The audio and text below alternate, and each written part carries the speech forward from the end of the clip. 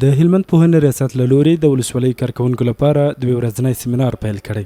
د مسؤلینو په خبره چې په یاد سیمینار کې به په 4 برخو کې ګډونوالو ته زده کړې ورکول شي.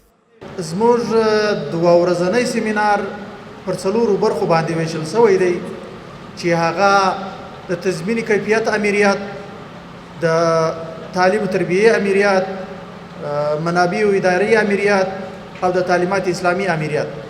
هر یو په خپل نوبت باندې ستاسو سره هغه مواد شریکوي چې هغه ستاسو د کارونو د ښهوالي او بهبود سبب ګرځي. پر همدې مهال بیا د هلمند پوهنې ریاست رئیس د دې سیمینار ګډونوالو ته وایي دوی باید خپل مسؤلیتونه په ښه ډول ادا کړي ترڅو د زده کړو رسولو په برخه کې پرمختګ رامنځته شي. خو چې بیا دې قبول کړله د دې دپاره بیا غفلت کول پکار نه دی. زه دا پر ځان هم درته وایم، د خدای د رسول حدیث دا دی چې الدین نصیحة لله ولرسوله وللمؤمنین ولعامتهم ولأئمة المسلمین. د مسلمانانو امامانو ته دغه نصیحت هم دین دی.